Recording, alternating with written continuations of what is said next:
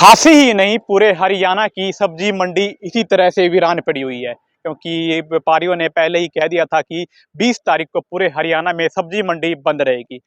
सरकार ने व्यापारियों पर, आड़तियों पर एक टैक्स डाल दिया है, जिसको लेकर उन्होंने आज कहा था कि 20 तारीख को पूरे हरियाणा में सब्जी मंडी बंद रहेगी, एक दिन के लिए, यानी कि आज, यानी कि पूरा दिन सब्जी मंडी अब बंद रहेगी, सब्जी नहीं बिकेगी। सिर्फ और सिर्फ सब्जी मंडी में, बाहर का पता नहीं सब्जी बिक रही है नहीं बिक रही है। अब आपको बता देते हैं कि सब्जी मंडी के बाहर सभी के सभी आड़ती और टेंट लगा लिया है, वहां पर धरने पर बैठ चुके हैं। उनका कहना है कि सरकार ने उनका टैक्स जो है बढ़ा दिया। पहले उनको 1200 रुपये कुछ देने पड़ते थे, अब देने पड़ते हैं 2800 रुपये, जिसका पूरा का पूरा सामान जो है उनको आड़तियों को ही देना पड़ेगा। अब सभी के सभी आड़तियों को उनसे बातचीत कर लेते हैं, क्या कुछ कहना चाहेंगे पूरे मामले पर।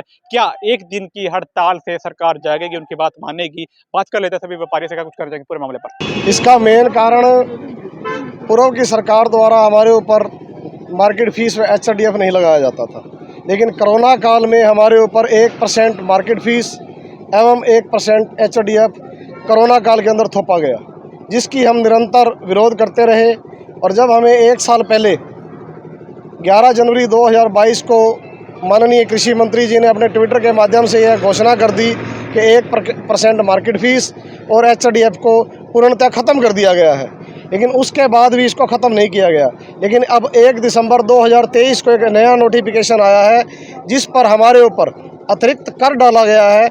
हम काम करें या ना करें, हमें पिछले साल के काम के अकॉर्डिंग टैक्स देना होगा, जो बिल्कुल भी उचित नहीं है। इसका हम पुरजोर विरोध करते हैं।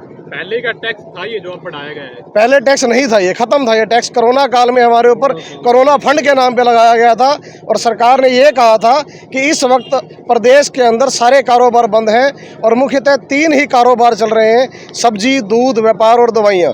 लेकिन हमने भी ये सोचा, प्रदेश को फायदे के लिए हमने कोरोना फंड समझ के कुछ समय के लिए दिया, लेकिन सरकार ने हमारे साथ धोखा करते हुए इस कर को वापस नहीं लिया।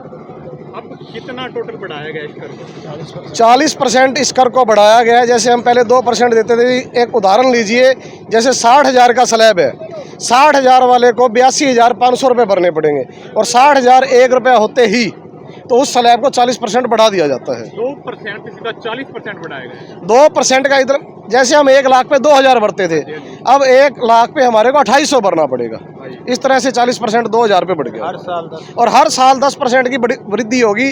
और जबकि अब रोज नई मंडियाँ कट रही हैं, नई मंडियाँ कट रही है तो बड़ी कट रही हैं, और नए नए व्यापारी उसके अंदर आ रहे हैं, तो कारोबार का बढ़ना तो पॉसिबल है ही नहीं। लेकिन कर का हर साल 10% बढ़ाना ये किसी तरह से भी उचित नहीं है। पहले हम जितना कार्य करते थे उसी हिसाब से टैक्स देते थे, अब बिना कार्य किए टैक्स दें, ये शायद आपको, अब यहाँ धरना ना होता तो आप न्यूज़ लेने भी ना आते। बिना धरने के न्यूज़ कैसी और बिना कारोबार के टैक्स कैसा? ये धरना सिर्फ आज के लिए है, या अगर आपकी मांगे नहीं माने तो आगे भी चलेगा? ये धरना सिर्फ आज के लिए है, और आगे हमारी CM साहब से हमारे डेलीगेशन की मुलाकात है। अगर फल स्वरूप परिणाम नहीं आते तो आगे की जो भी रणनीति होगी पूरा हरियाणा का प्रदेश व्यापार मंडल बैठ के तय करेगा। और ये जो फीस जो गई है, ये एक मुश्त, और वो भी एडवांस भरने के लिए गए, जो कि हम असमर्थ हैं। इस कानून को काला कानून की संज्ञा इसलिए दी गई है क्योंकि पहले जो मार्केट फीस व HDF सरकार को भरते थे, वह हम फल व सब्जियों का विक्रय करने के बाद भरते थे। लेकिन जो ये सरकार ने काला कानून लगाया है, यह सरकार एक मुश्त ले रही है, पिछले साल के मुकाबले में ले रही है। सरकार अप्रैल में अगर हमारे से ये कर ले लेती है, और अप्रैल में ही किसी आढ़ती के साथ किसी तरह की कोई दुर्घटना हो जाती है, तो वह पूरे साल का कर एडवांस में भर चुका होगा। उसका परिवार किस तरह अपने परिवार का लालन पोषण करेगा? यानी कह सकते हैं कि ये नया नोटिफिकेशन जो है ना, एक भ्रांतियों का पिटारा है। सरकार इस बात को समझने में तैयार नहीं है कि सरकार ने जब 1% मार्केट फीस व HDF को माफ़ी की घोषणा ही कर दी, उसके बाद कर को तोड़ मरोड़ कर लगाना कहाँ तक न्याय संगत है? आज के हमारे बंद का मुख्य उद्देश्य है सरकार को इस बात का एहसास दिलाना है कि हरियाणा का व्यापारी एक है, जागरूक व्यापारी, और वो आपसे मांग है जो आपने की घोषणा की है उसे यथावत लागू किया जाए। नहीं तो आने वाले समय में सरकार को इसके भयंकर परिणाम भुगतने होंगे। व्यापारी एकता जो आज के 20 का बंद है, उसको इस बात का परिचय दे रहा है, क्योंकि व्यापारी व आढ़तियों के हड़ताल का मकसद क्या है?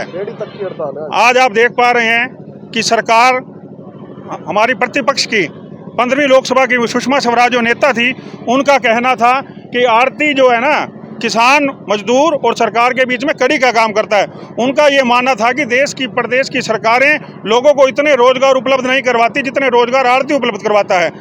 एक सब्जी मंडी से जहां मजदूर, किसान, व्यापारी सबका घर चलता है, आज के बंद का असर आप देख रहे हैं कि सारे तो मजदूर बेरोजगार हैं, रेडी वाले बेरोजगार हैं। हरियाणा के किसानों का माल जहां खेतों में पड़ा सड़ रहा है, क्योंकि माल का विक्रय नहीं होगा तो एक दिन में सब्जी व फल खराब हो जाएंगे। आसपास के प्रदेशों में भी आप पता कर सकते हैं कि हरियाणा के बंद का असर वहां पर भी है। फल व सब्जियां किसानों की वहां पर सड़ रही हैं, किसानों को बहुत ज़्यादा नुकसान हो रहा है। और सरकार को हम ये एहसास दिलाना चाहते हैं कि इस किसानों के नुकसान की जिम्मेवार, जो अपने आप को किसान हितैषी सरकार बताती है, ये आज जो किसानों का नुकसान हो रहा है उसकी जिम्मेवार सरासर सरकार है। सरकार बढ़ाया गया है, क्या उससे सब्जी अभी महंगी होगी? सब्जी निर्धारित रेट पर ही रहेगी? उससे सब्जियां तो महंगी होंगी। व्यापारियों को जो है ना फांसी का फंदा है। आप समझिए, जिस कर का हम भुगतान सब्जी का विक्रय करने के बाद करते थे, वो कहते हैं कि सब्जी का विक्रय हो ना हो, आप उस कर का भुगतान करो। पहले करो आप। हरियाणा, भारत में जहां 28 राज्य हैं, मैं आपको बता दूं कि 20 राज्यों में मार्केट व सब्जी पर किसी प्रकार का कोई कर नहीं है। जो वो 20 राज्य है जहां पर ऑलरेडी भाजपा की किन राज्यों में सरकार है, वो राज्य चल रहे हैं, तो क्या हरियाणा सरकार इस कर के बिना नहीं चल सकती? अपना सामान MRP पर नहीं, डिस्काउंट पर लो। और हिसार में डिस्काउंट कहाँ मिल रहा है, ये जानो SaleTrending.com पर। विजिट SaleTrending.com, पहले कंपेयर करो फिर शॉप करो।